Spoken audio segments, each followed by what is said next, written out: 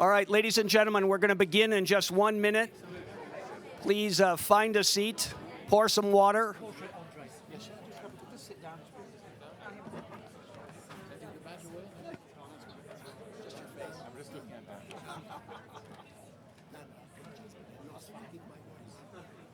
I'll explain. Good morning. Thank you all for trekking across snowy Davos and making your way here to the SDG tent for what promises to be a very interesting and exciting program. My name is Dan Esty. I'm a professor at Yale, but I'm actually just back on campus in the last week after 2 years away on public service leave, where I've been at the World Trade Organization at the invitation of the Director General, Ngozi Okonjo-Iweala, to help her develop a sustainability strategy for the trade system. And Dr. Ngozi had very much hoped to be with us today.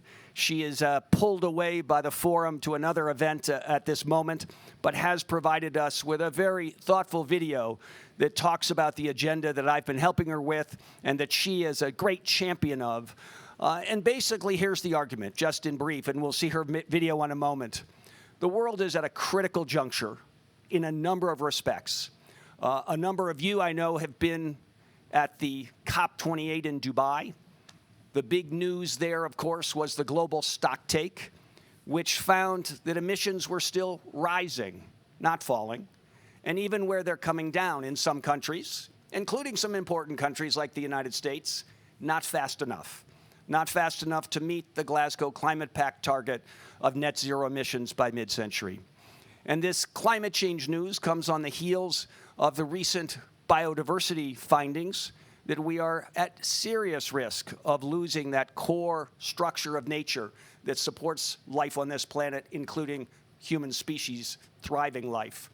So we know that we've got sustainability challenges, and we are then faced with a question. And this was the question I saw across Dubai at COP28. What next? What are we going to do? What's the theory of change? How are we going to do things differently and better going forward? And today's conversation is about two of the things we know are central as an answer to that question. Finance for a sustainable future, including transition, a just transition to a low-carbon future, but also finance for nature. And there are important conversations around both of those elements that we will put on the table here today. And then we are going to invite our speakers to make some initial comments. I may follow up with some questions, but then we will turn to you. And very much hope that you guys will ask questions, probe further, push the conversation, because I do think the great challenge and opportunity of being here on the margins of the World Economic Forum is there's a risk that it's more talk. And I want to have you push us to answers. And these guys are all very well positioned to help deliver transformative change. And I want to make sure we give them some thoughts to take home to help drive that process of change. So with no further ado, I'm going to invite our video team to play Dr. Ngozi's message to us as we start the conversation. Again, Director General of the WTO. Greetings to all of you in the SDG tent, and especially Dan, and my thanks to Andre Hoffman and the intent team that organized today's conversation on trade and finance for a sustainable future. I'm truly sorry not to be with you in person, given a jammed World Economic Forum schedule, but I'm pleased to share some thoughts as you open your discussion. As many of you know, I've been making the case since I became Director General of the WTO that progress on climate change, biodiversity conservation, and other aspects of the sustainability agenda need a vibrant trade system for their success. Trade allows us to deliver breakthrough technologies, projects, and infrastructure, as well as cutting-edge ideas across the world at speed and scale. I'm pleased to tell you that the world has started to take up this argument. At COP28 in Dubai last month, there was, for the first time in the 3 decades of these annual climate change gatherings, a thematic trade day and a trade pavilion. More than 110 side events address the potential for trade as a critical policy lever to drive climate change progress and movement towards a sustainable future. We have an opportunity next month at the WTO Ministerial Conference in Abu Dhabi, we call it MC13, to push this agenda forward. I hope to see initiatives emerge to reiterate the Sustainable Development Mandate found in the 1994 Marrakesh Agreement that set up the WTO. I would also like to see progress in aligning the trade system with the climate change commitments that all 164 WTO members have made. We need to be sure that trade is helping nations across the world to deliver on their nationally determined commitments, NDCs. And as a matter of fact, we have developed a handbook released at COP28 on trade policy tools for climate action, indeed designed to help governments to deliver their NDCs. Here, I'd like you to see it, and please pick up a copy in Davos. In addition, we hope that ministers in Abu Dhabi will have a strong dialogue on critical opportunities and challenges for trade as a positive force for climate, including how to harmonize different approaches, standards, pricing, subsidies, designed to assist countries' pathways to net zero by 2050. I urge all of you who have connections to the national governments and trade ministers who will be with us in Abu Dhabi to come prepared to help us revitalize the trade system with an eye towards becoming more people-centered, fulfilling the SDGs, and delivering on all of the issues that you will all be discussing, all of us will be discussing this week in Davos and in this SDG tent. Again, my thanks for the opportunity to offer these comments today and the very best wishes for the discussion that will follow.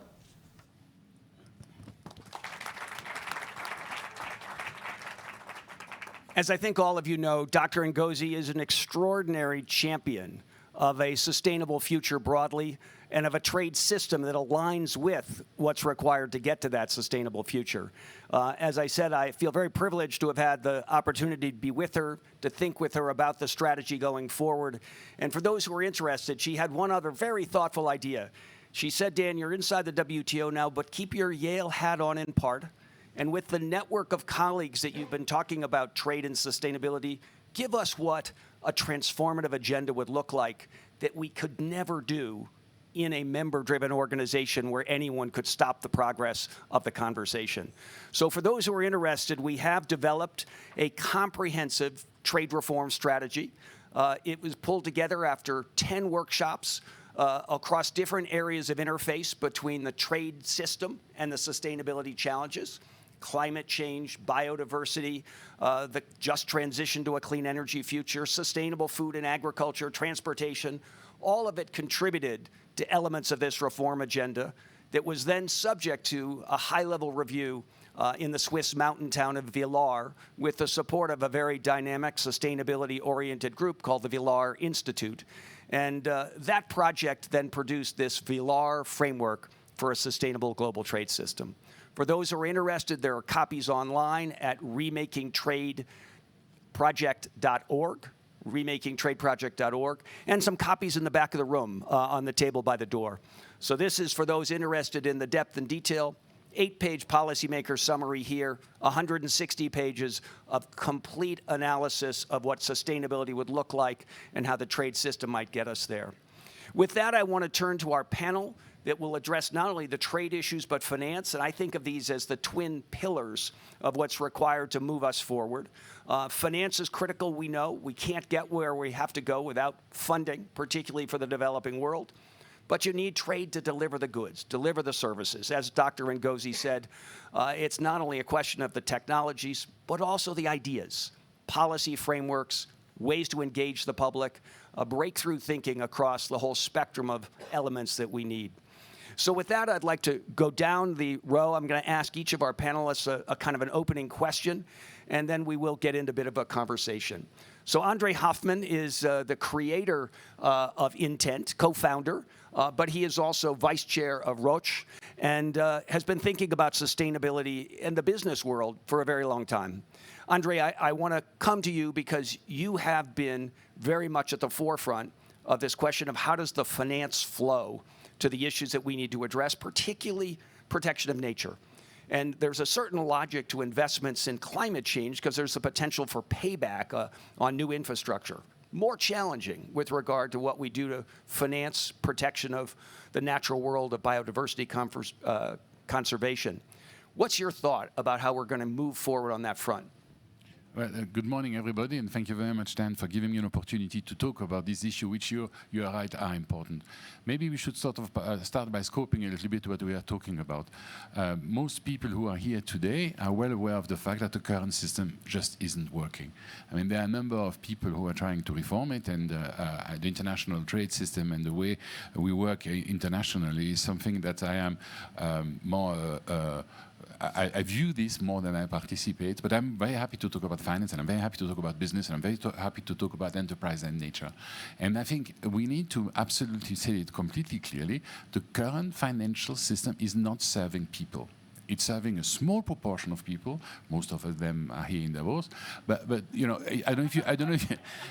so maybe I shouldn't say that. But anyway, you've probably seen the Oxfam report out yesterday. I mean, the numbers are just simply terrifying. Children labor, women without ability to own the land on which they work in the agricultural sector, the small proportion of individuals who own a majority of the assets, the way that during the several crises we've been known over the years, the rich are getting richer, the poor are staying poor, and sometimes even accelerating. So there is really a need for change. Now, I believe that the current system actually is not a bad system. It's just badly executed, and it's used with the wrong incentives. And so I think it's important to put nature back into the way we do business. And by the way, I'm about to publish a book called The Nature of Business. If ever you have 5 minutes, and it will be out in a couple of months. The idea is really to sort of try to see how we can use the current system to improve the way we all work together on the planet. And for me, there are 3 important things we need to do. And one of the first one is, I expect, something we're going to discuss at some stage today. It's this notion of understanding what are the impact of our activities, our value creation activities on the planet. And when I say impact, I don't mean just the immediate consequences of investment decision. I mean the consequences on the 3 big capitals, which we must absolutely maintain and develop and support. And that's the social capital, you know, all of us together. It's the human capital, all of us individually, that matters enormously.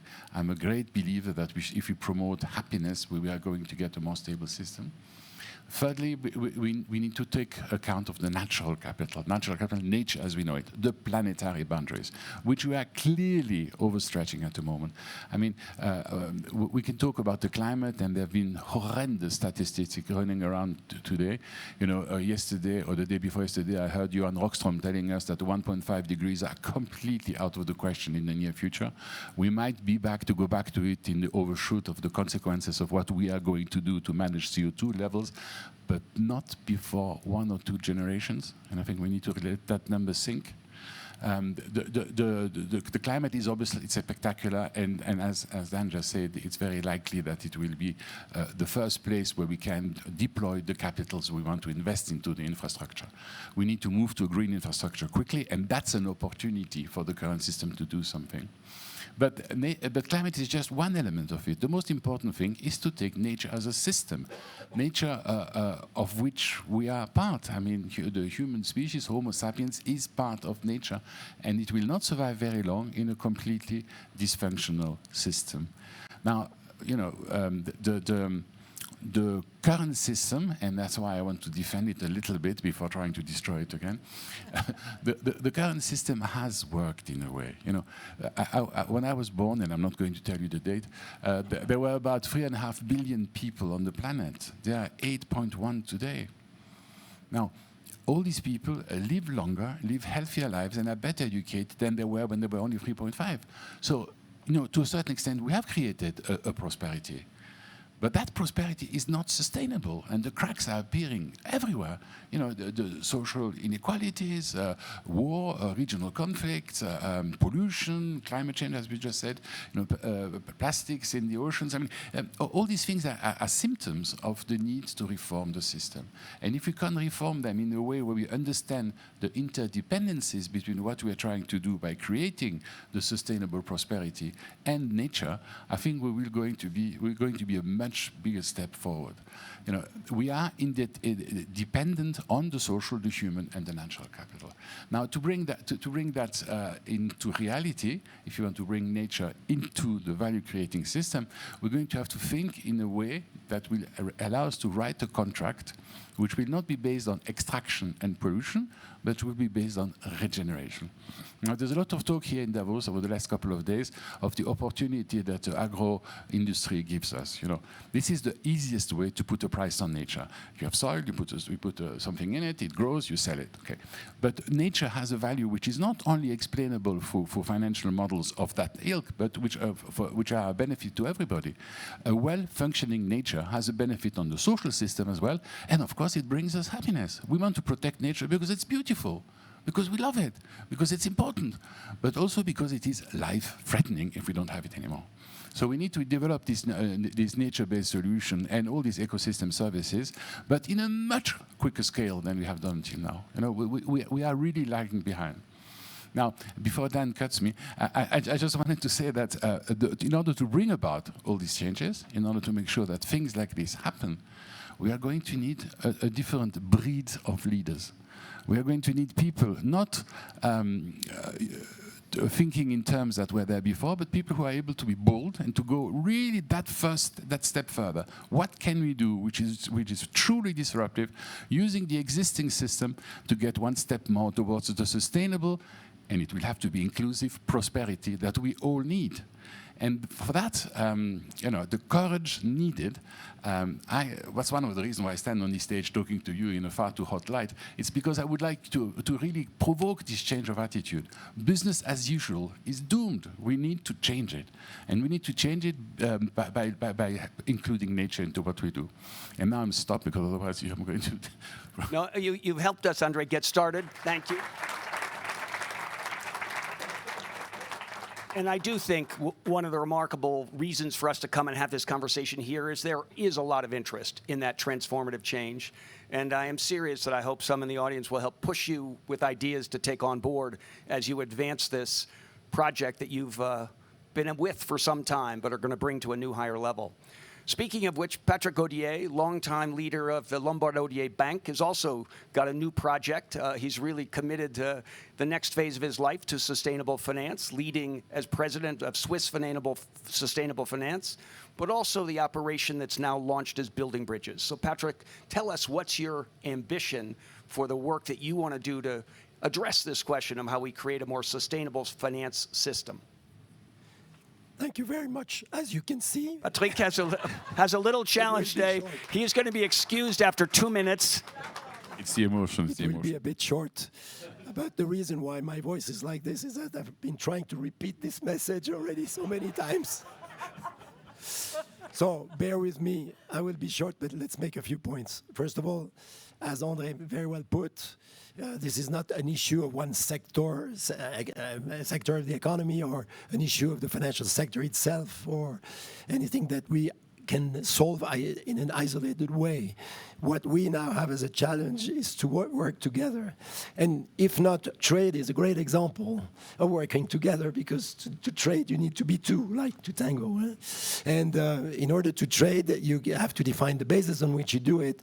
And of course, the basis can be strongly bettered by including sustainability-linked types of criteria and KPIs. And I think this is what the work you're doing is trying to achieve. And I think this work is absolutely commendable. Thank you very much, Dan, for making that effort. And I think Dr. Ngozi is also key to that process. Now, finance in this will come in, of course, as one of the ingredients of that trade picture. Let me make a few points on finance. First of all, as I said, sustainability is not an issue of finance. It's a global issue. We all have to tackle it. Second, I think the financial sector has really integrated, for most of the segment of its activities, the notion of the long-term sustainability objectives that have to be set either in lending or in investing. The difficulty today, as it is for many other actors in the economy is to combine the short and the long term.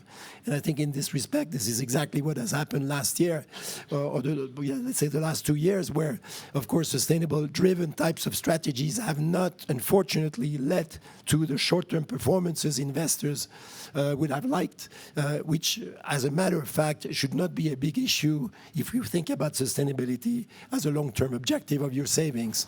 And I think most of the actors that can really make a difference are precisely long-term investors. So in my view, the change that you mentioned of attitude or behavior, André, has probably to do first and foremost in finance with a change of mindset, short versus long-term. Sustainability means, by definition, longer term.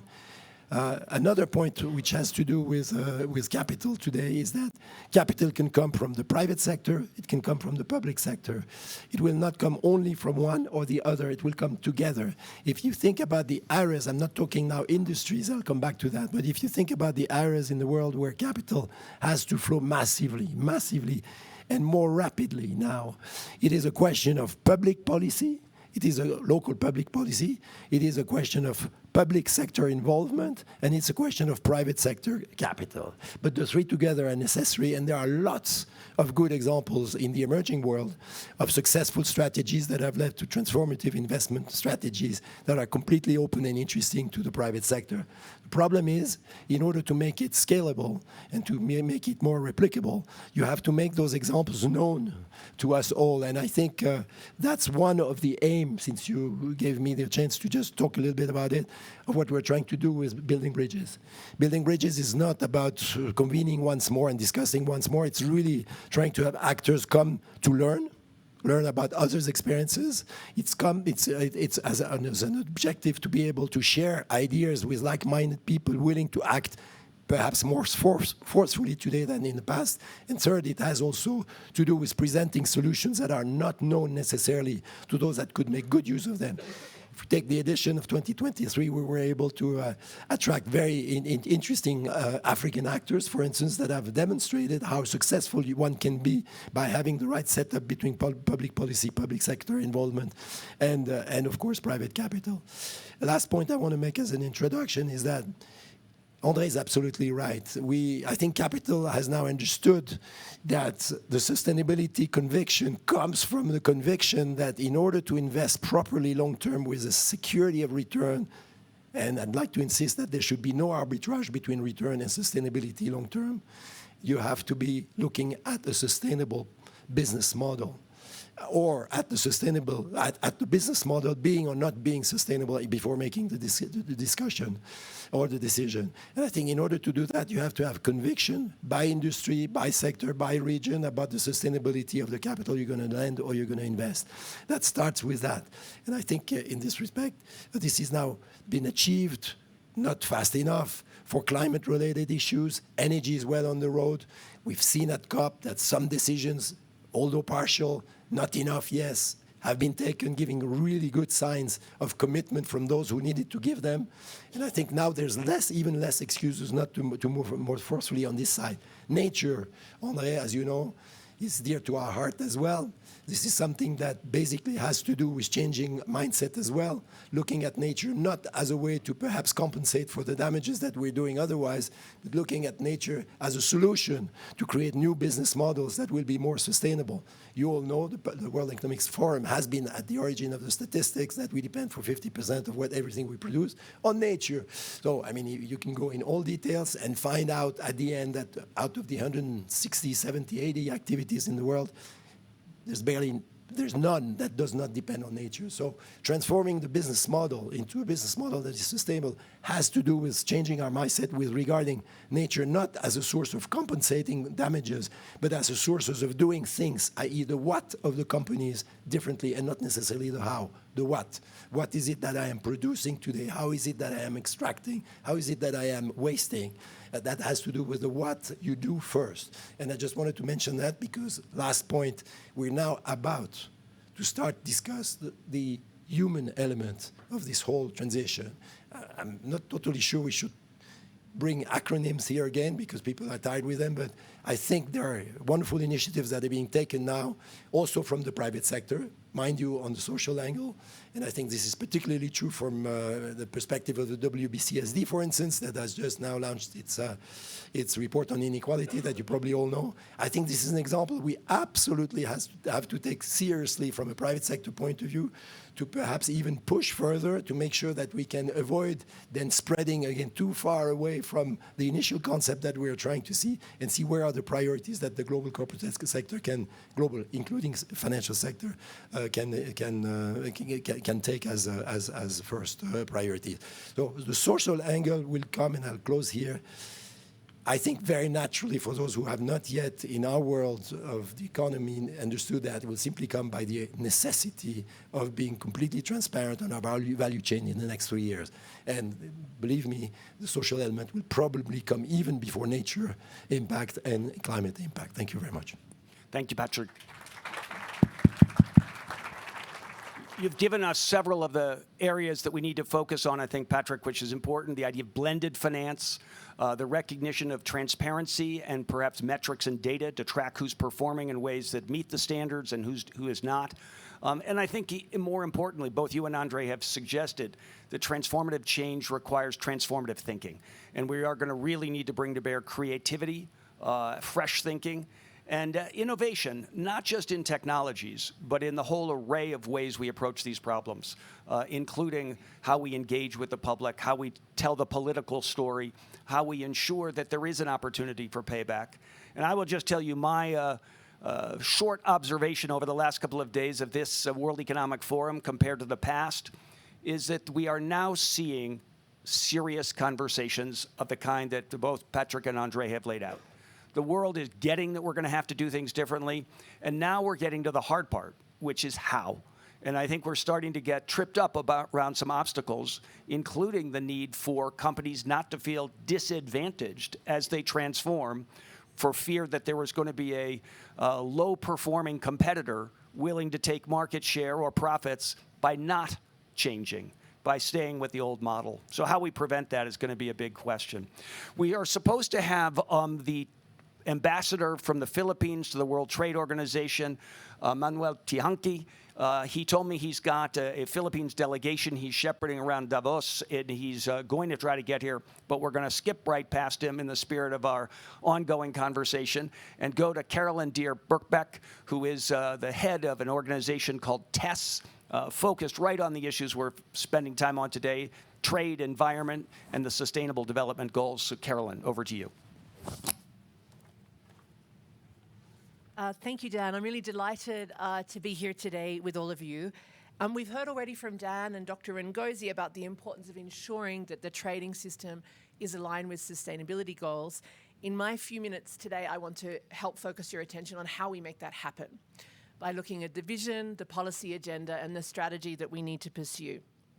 So I'm hoping that you leave the room convinced that this is a time for re-engagement in the trade policy discussion by the sustainable business community about the need for international cooperation and action on this agenda, and also with some ideas on how to connect the dots and reflect this in your own work and communities. So the starting point for our work on trade at TESS is that trade represents 75% of global GDP in 2022. So you can't talk about transforming the global economy or about transforming the way we produce or consume or finance without also talking about trade. It's not often the sexiest issue to talk about. It's highly technical. It's extremely contentious.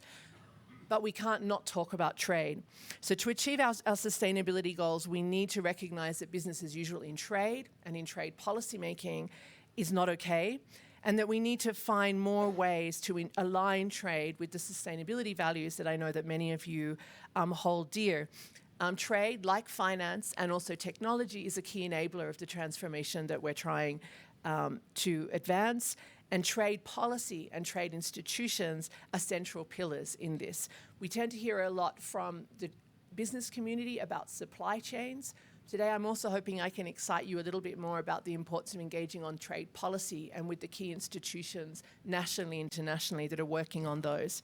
So yesterday at a dinner in this room, over 50% of the participants said that regulatory and governance frameworks were the most important barrier to achieving their goals in the nature economy. So I think we need to, and trade, of course, is central. It's a central part of the regulatory framework that we have for the global economy.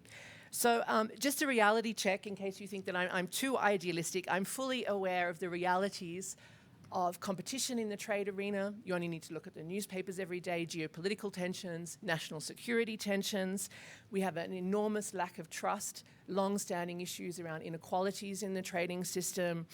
We have concerns about a policy agenda on trade that's out of step with 21st century realities, and so on.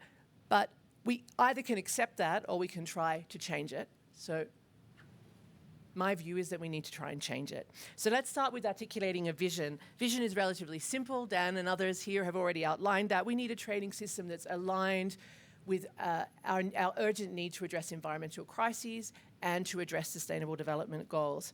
We need to, as we act ambitiously on trade at speed and scale, as Dan says, we also need to act in ways that are fair. If we undermine the international cooperation in the trading system, we won't achieve the long-term goals that we have on climate, on nature, or on sustainable development. So as we act rapidly on climate, we have to make sure that we are continuing to foster and nurture a set of rules and a trading system that works. We need to recognize and address the issues facing the most vulnerable and poorest countries who are at the front line of many of these crises that we're trying to address. So as we seek to leverage trade, you hear a lot about this word leverage, we need to do so strategically and carefully. We need to focus on how we can talk about trade in ways that's about building opportunities for companies, for MSMEs, for supply chains in sectors everywhere, not just for the largest players. And we need to recognize that no company or country can do this alone. We will need international cooperation. So the strategy is we need to galvanize a concrete policy agenda. We need to invest in institutions like the WTO and others, and we need unprecedented collaborative partnerships. So this is the focus of our work at TESS, the organization that I founded 2 years ago. So we work on a daily basis to try and promote this cooperation among governments and with stakeholders on the policy agenda, some of which has been set up brilliantly in Dan's Villar framework. The question is, what are some of the priorities we need to focus on? Some of them are actionable now, and some of them will require a long-term investment in change, in building a new narrative and a new understanding of trade cooperation. So just quickly on the 5 priorities. First, we need to transition trade away from products and services that are not aligned with our sustainability goals. We need to trade less, for instance, in carbon-intensive goods or goods that are produced in an unsustainable way. On the flip side, we need to see and seize the opportunities to promote more trade in goods that are produced sustainably, in goods that are vital for reaching our climate goals, in technologies and services that are critical to achieving some of the sustainability solutions. We need to make sure that the trading system works for food security, for instance, for many of the poorest countries who will lose their productive capacities in key agricultural products due to the climate crisis. We also need, the third thing, we need to promote partnerships that can boost the affordability, production, accessibility, and uptake of these technologies. Those partnerships will require financing and investment from communities that you belong to. This is particularly important so that the transition is just. We need to look for ways that major companies can be investing more upstream in their supply chains to ensure that countries and companies at the local level, MSMEs, have the resources, the incentives, and the certainty they need in order to make these tremendous investments in more sustainable production. And the fourth is that we need a more supportive and fair regulatory framework. We can harness trade rules to remove environmentally harmful subsidies to fisheries, fossil fuels, and agriculture.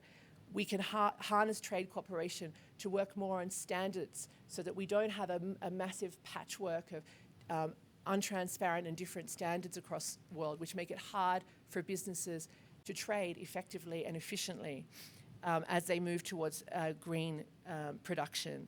We also need to ensure that we have some kind of principles that as countries are undertaking climate-related policies that have trade impacts, that they think about how to consult with their trading partners, how to build cooperation around them, how to make sure that they're as fair and effective as possible. We can't have a law of the jungle when it comes to trade-related climate measures, for instance. But there are ways that countries can cooperate more on that. And finally, we need to decarbonize transportation and logistics that undermine trade. So just on the very last thing, if I can, Dan, just around how we move that. 10 more seconds. 10 more seconds.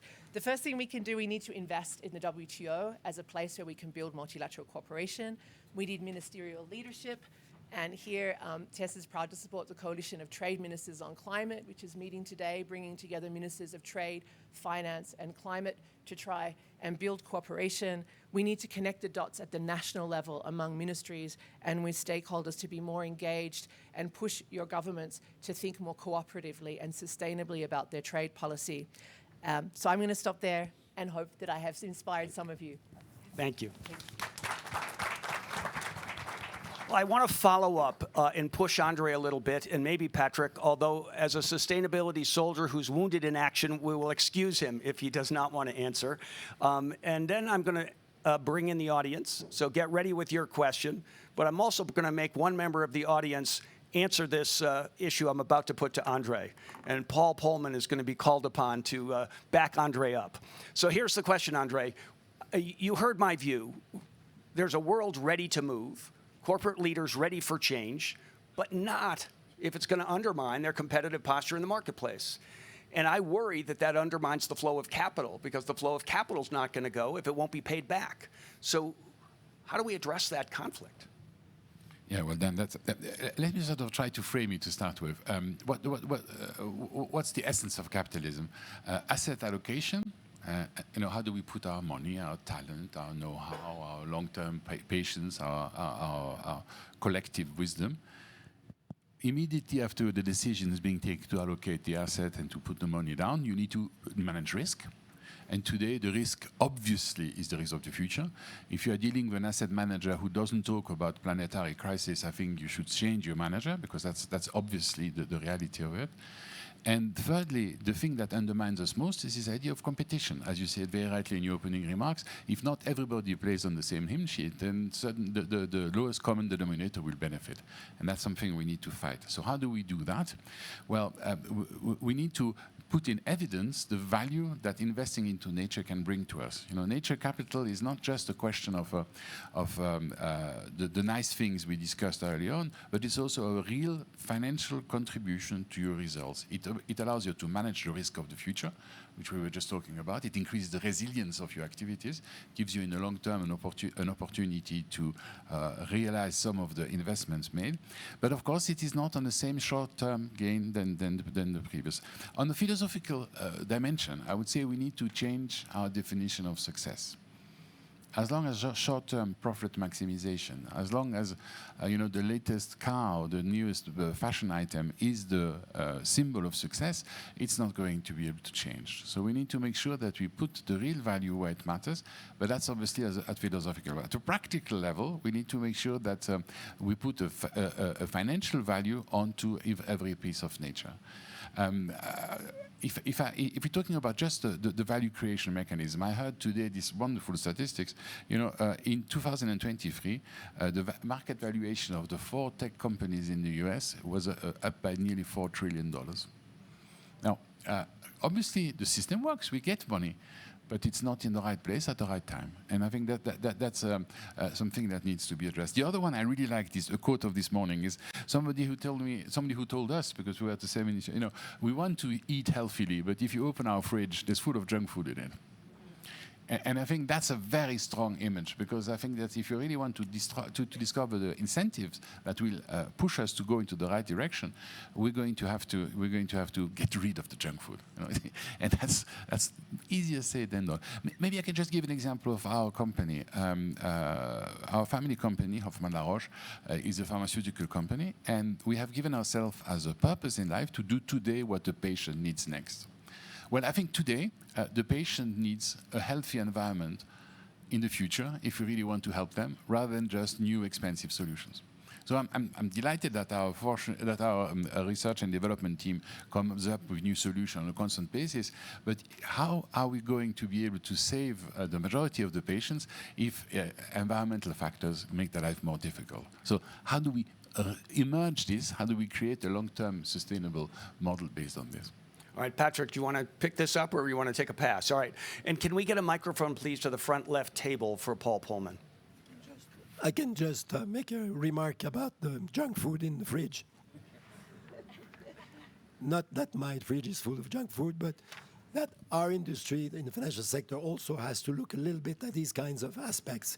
I was struck by the mention the other day that while the financial sector is moving in the right direction, I think the consciousness of trying to include sustainability at the heart of the investment conviction is there. There are still a lot to be done with regard to getting the right information on the basis of which the right decision will be made. And, you know, an example was given about your own good company CEO saying that in the last 10 years he wasn't even asked. By the way, once. Okay, because I was about to say he had the wrong bankers, but he was not. He was not even asked once about, or only once about sustainability. I had this from another CEO of another big corporation in more of the tech sector, yes, but nevertheless in Switzerland. So I think we do have, as the financial sector, also a duty to sort of convey this message in a more forceful way. And I wouldn't say a narrative, because it has nothing to do with a narrative. It has to do with why are we convicted, why do we have the convinced that the sustainability must be at the heart of an investment or a lending decision. This has not yet passed, I would say, the threshold which would make, you know, a situation that the one that I just mentioned could be eliminated. And I think as long as we don't have this, there's work to be done. Patrick, thank you. Paul Pullman, you, as the CEO of Unilever, faced the challenge of trying to advance a sustainability agenda, advance a longer-term agenda in the face of competition that might have been willing to do things in different ways. How would you talk to the rest of the CEOs who are here about this challenge? How do they get going on this trajectory, knowing that there's a risk of competitive disadvantage if you get too far out in front? So first thing, recognize it's not easy. Make clear for the ones that don't fully understand that it's an imperative. There, as Andre eloquently explained, there is no other option. If people actually want to stay with business as usual, explain it to us why that is better is becoming increasingly difficult. That's why you see most businesses moving in that direction. What we really have to focus on is the speed and scale of which we move. So the third thing is really, like business likes to hear, talk opportunities. You know, the UNEP was calculating about a $10 trillion opportunity, about 400 million jobs. This is probably the biggest opportunity. And the beauty of it is, why I'm so passionate about it is, it's actually a relatively low investment. The energy transition itself, which we must do as well, is a costly transition. Capital intensive, longer lead times, much higher upfront cost. When we talk here about protecting our natural resources, moving to regenerative agriculture, etc., you know, the total study after study talks about 300 to 500 billion a year. It sounds like a lot, but frankly, it's not anymore. And so we need to convince business. Right now, it's a challenge because we're getting at a rapid pace, actually, legislation, the reporting directives, the TNFDs and other things are coming in. So you have to move anyway. But we don't yet quite know what we measure. We don't have that transparency. We don't know how to do it.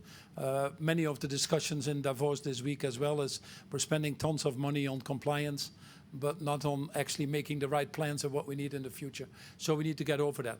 Then people say, yeah, but we don't have all this money to do it. And I would say bullshit in my Dutch, because if you really look at the cost that we now are incurring, the per-force subsidies that we're having. If I take the fossil fuel subsidies in it, we're incurring $7-8 trillion now a year in per-force subsidies that often governments are not aware of. If I just look at the land-based solutions in food, there are about 500 billion subsidies that are per-force. We're working, for example, now, difficult as it may be, with the UK government to look at a total landscape assessment. Lowest country on OECD on biodiversity, by the way, is the UK. Wouldn't want to foul for their rivers and the quality of water, the biodiversity itself in total. It's a scandal, to be honest, for a developing market. But, you know, many of the incentives are disincentives. Very simple one. You know, I happened to buy a farm to get into regenerative agriculture. The farms are exempted from inheritance tax because you want to pass it on to your children. But if you have forests on there, it's not considered to be a farm. So the only thing you can do is cut down the forest. So you want to do reforestation, you have a problem because you basically have to think about how you protect your capital in a sense. So these are very simple things that you can work with governments to start working these perforce subsidies. I'm at the point right now, so then you come to business. My final comment on the business side, we have to acknowledge, as I said at the beginning, it's difficult for business to do, but what we can do increasingly is do a lot of these things collectively. I think raising the awareness for business itself, implementing 60-70% of what needs to be done within each business model and your own value chain can be done. That's certainly what we did in Unilever. But then the really tougher challenges, we really need to get together. Need to get together to get to the levels of what science requires us to do. Need to get together to take responsibility of our total impact. Need to get together to increasingly more difficult environment have the courage to work the right policy and framework changes that need to happen at all levels. WTO is a great example. We can talk about all the things that we need to do, but the premise underlying that is the reform of the WTO itself. Otherwise, you can't do those things. So this is where business, I think, collectively has a bigger responsibility now. And the good thing coming out of Davos and perhaps all the other things is that people have rapidly understood that what was an area of competition between companies is rapidly becoming an area of cooperation. I always say very simply, you can't compete on the future of humanity. You really should cooperate. Paul, thank you very much. And I think you've given one of the answers we may want to pursue, which is to hold people together through the trade system and make sure that those who would underperform don't get competitive advantage from it. So we've got time for a couple of questions. One right here. There's a microphone in front of you, Naoko. Can I perhaps just use the opportunity to emphasize just one point? What we haven't really talked enough about is this dependency. The dependency on nature for value creation is something that needs to be recognized if you really want to be getting a return on investment. And that's where we need to, I mean, that's the beauty of the TNFD protocol that was, there was a press release 2 days ago about the number of companies who have adopted it. It suddenly makes companies aware that they cannot continue in the same business if they do not look at one or two very simple dependency on nature, for instance, water or sunshine or something like this. And I think that's going to change the way we think about the business contribution to the system.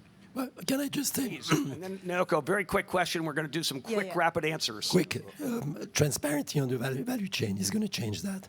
So I think that's right, getting the right disclosure models in place. A quick question, and we'll do quick answers. Sure. And I do see lots more questions. I hope we can get mic runners to bring some microphones forward.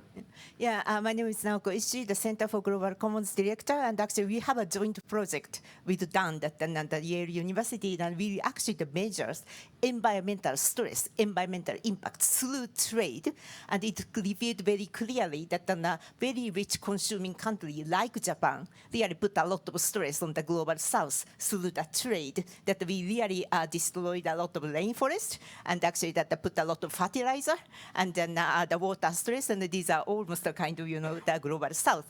The challenge, the question is how we can really fix, address those issues through finance and trade. On finance, the panel already mentioned that how to put the monetary valuation of the natural capital, that which could actually create this and fix some of the problem. But through trade, I'm very much inspired by you, but actually to me, that's just simply banning that the imports, that the foods, which are the goods created through, let's say, deforestation, is not good enough. Why is that? Because it doesn't really reward that the steward of the people who are trying to do the good practice, sustainable practice on the ground. So can we do it together?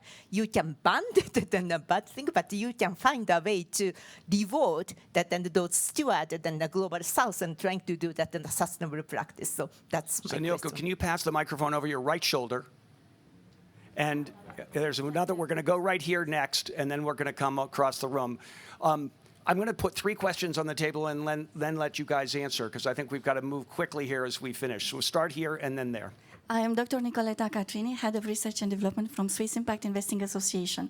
I will have a question on public-private partnerships, because to me, this is kind of the solution that it seems would be emerging. But listening to you about the trade-off, about how sustainable got to the threshold of my mind of researcher, just imagine a matrix. Imagine you have finance here, and there you have trade. You have positive externalities, negative externalities, positive externalities for both finance and trade. And then you try to maximize the pluses and to minimize the minus together. And sometimes minus plus minus makes a plus.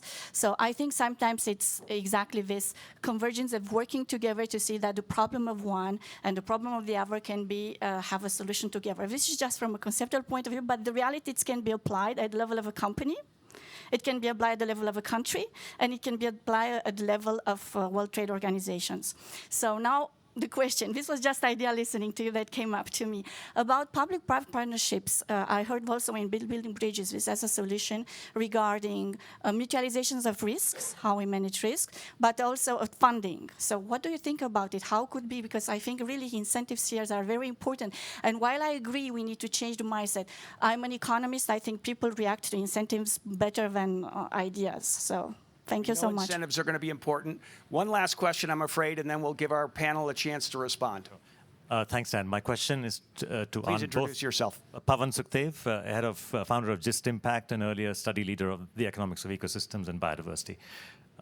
Question to both Andre and Patrick, because you both, in your own words, described the issue of public returns on investment. Patrick, you talked about short and long term, which is absolutely true. In the long term, externalities do get internalized, and therefore you will have to measure social returns, not just private returns. Andre, you talked about the capital, social, human, and natural, and you mentioned green infrastructure. Now, the question I have relates to a report that was published in 2009, where calculations were done for 9 different types of investment in restoration of different types of ecosystems, all the way from mangroves to grasslands to forests, wetlands, etc. 6 out of those 9 internal rates of return came out between 20% and 70% internal rate of returns when you measure the value generated in terms of ecosystem benefits to people.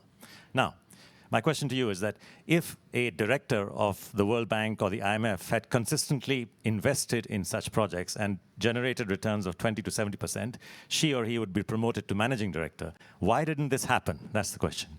All right, these are very good starting points for closing thoughts. I'm going to start with Carolyn first, then Patrick, then we'll close with Andre.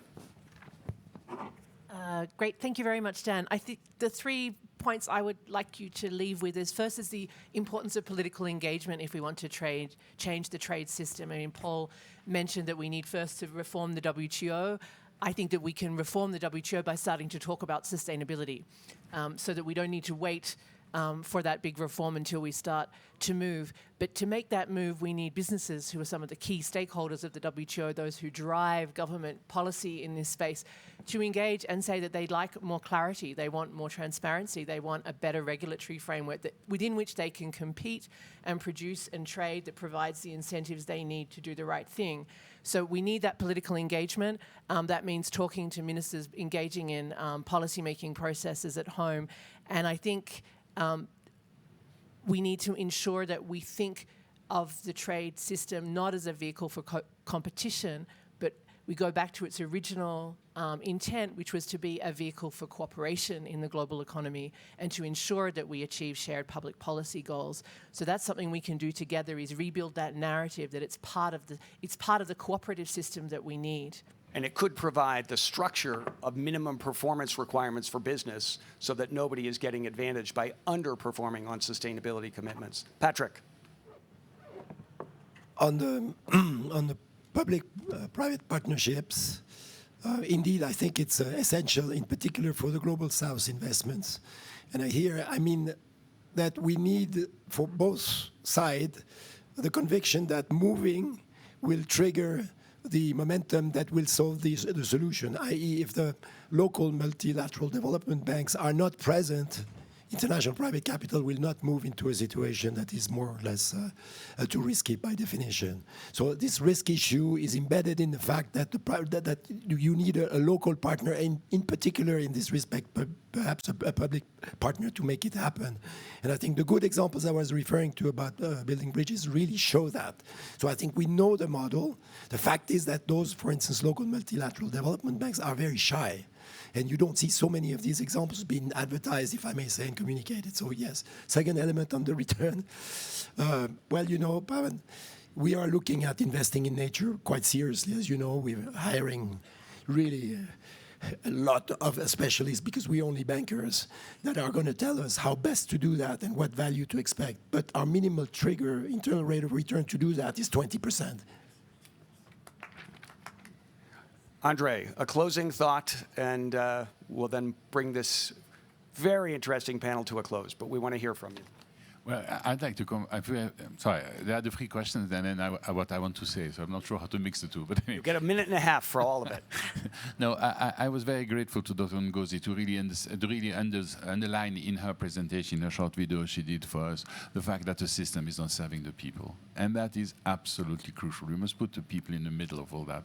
You know, here we are playing at the margin, talking about rates of return, talking about if you invest, you get something back. And this is not what it's about. What it's about is a social contract which will allow us to help people.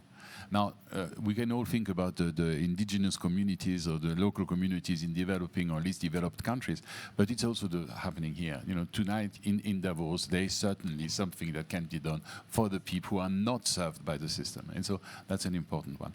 Now, to the thank you to the question of Pavan, of course we will promote anybody who understands that, but any economic model is only as good as the assumption made to write it, and that's why I was quite keen to start about this notion of people first. You know, the system is there to help humanity to function together, and the current one is not working. You know, it just isn't. So don't walk away in saying we're going to change this or change that. We're going to change everything. Sorry, but I only have a minute to tell you that. So maybe just closing on one thing. If we really want to make sure that the system serves us, we have to be able individually to identify what makes us happy. I would tell you that your own individual happiness accumulated in the system might make for a more stable world. You know, if you really want sustainability, we need equality, balance, and fair treatment. We need a just world. And I don't know if we say that enough today, but anyway. Well, we have covered an enormous amount of ground. I'm grateful for all of you contributing to a conversation that I think really sets us up to drive this new social contract. I hope you will all go out over the rest of your day and through the rest of your week and figure out how you can push that agenda forward. I hope you'll be buying Nature of Business when the book comes out in a couple of months. And in the meantime, please do think about where you can lean in to start to do this transformative change that we've talked about. So please join me in thanking Andre, Patrick, and Carolyn.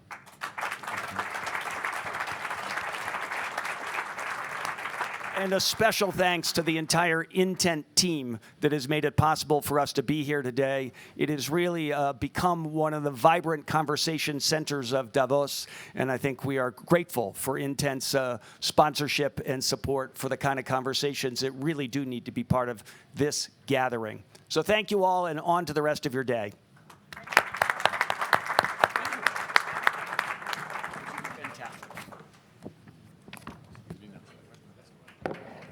Thank you so much. Very nice to meet you. Very nice to meet you. I think it was very good that you made this structured approach. What trainers do. I'm not as, I mean, you're much more experienced at this, so you were just very casual.